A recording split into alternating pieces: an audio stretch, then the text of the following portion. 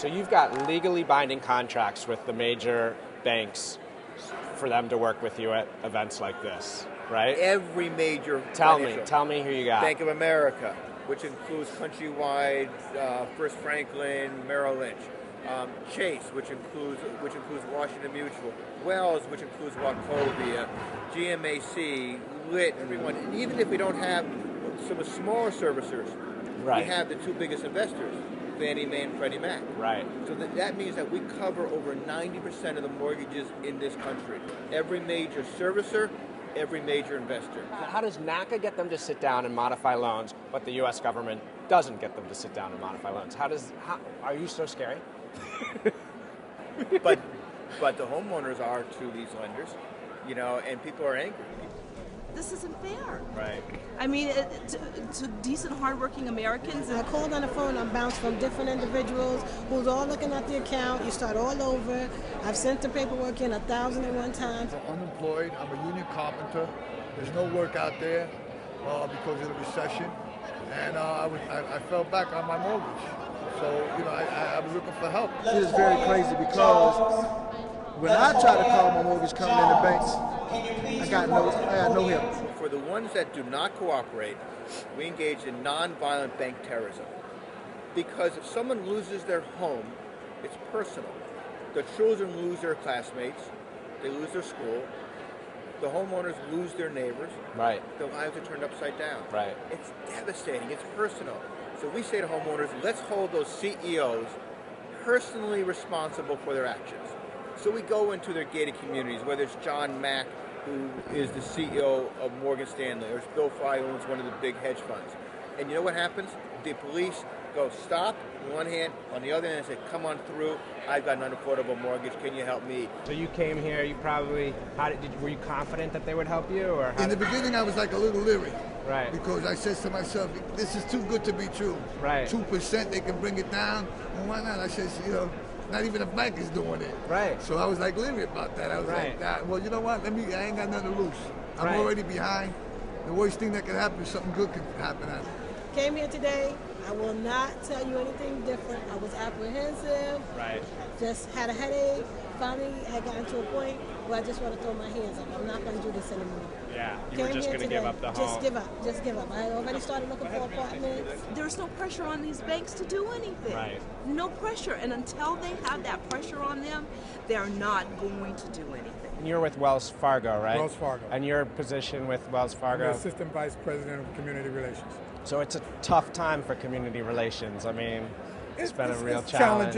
It's challenging. Yeah. People were being given mortgages for much more than they could afford, mortgages that had initial affordable term but were structured to fail. But people who were doing the business knew that this was going to happen. Right. So this can't be a surprise to anybody in the business, but the problem is greed got in the way. Because they were making money hand over fist. Right. They didn't care about the consequences. Right. Why do you think that is, that the lenders don't, that it takes a NACA to bring them to the table? They don't want to. I want to make as much money as I can.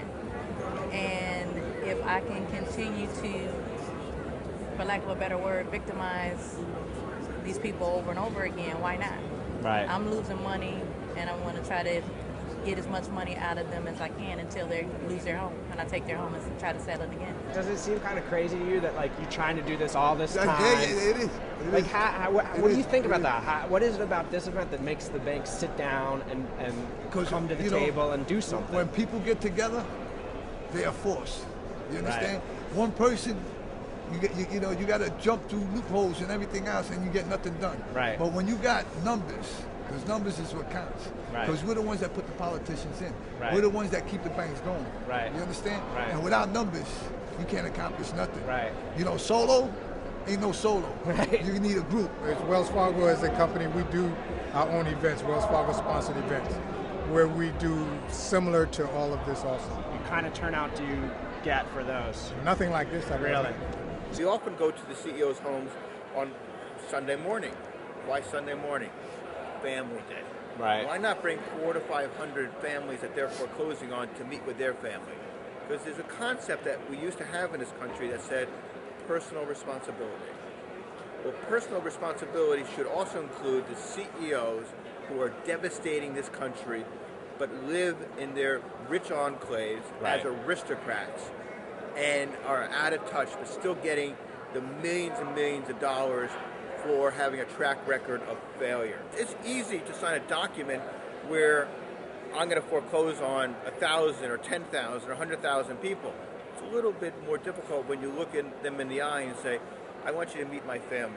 I want you to see the consequences of your actions. That's a different dynamic. And actually, that's the dynamic that you're seeing here today, because when the servicers look into the eyes of the homeowners, they're just as invested as we are to help that homeowner. $163,319. And you got the signature on it. Yes, sir. That's right. It's a good deal. And they got it signed and it's in NACA stuff. Sweet. So if something goes down, I'll be getting me some attorneys. They bring my mortgage down to $150 a month from $969. Wow. You know, for 3 months. Until I get back on my feet. Right. You know, and it relieved me from a lot of stress right now. I bet. Came here today, and within being here 2 or 3 hours, my home is saved. They modified my loan, saved my home. The government should be able to bring these people to the table to modify, bring the banks to the table to modify loans. Why aren't they, and how could they? Well, you know, President Obama has to stop pleading, begging, and bribing these banks and servicers to do the right thing. Right. You know, no, we don't expect him to engage in nonviolent bank terrorism, but his regulators could do the same thing that we're doing and more. He forced the banks to take the TARP money to save themselves. He can force the banks to restructure mortgages.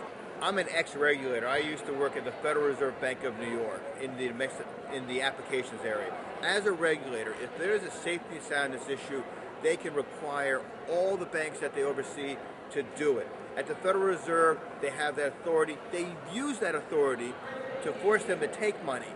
Why can't they use that authority to force them to help the homeowners? There was testimony on the Hill last week that said some servicers don't want to reduce principals because they get a percentage, their income comes from a percentage of the principal. Is that true, or is that? That's not something I would comment on because I'm not accurate. I don't know the accurate answer to that. So I would not do that. Well, I used to work for a mortgage company. I was a loan officer, so I wrote some of those bad loans.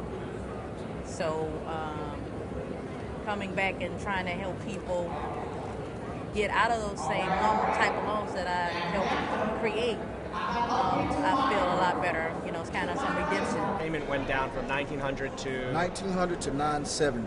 Wow. $970. And you got a principal reduction too. And I got a principal reduction from $220 down to $163,000. Now they don't often do that. Do you know why you were able to get a principal reduction? Don't even know it. At least NACA has provided me some power and a platform to be able to sit down and talk to these people directly.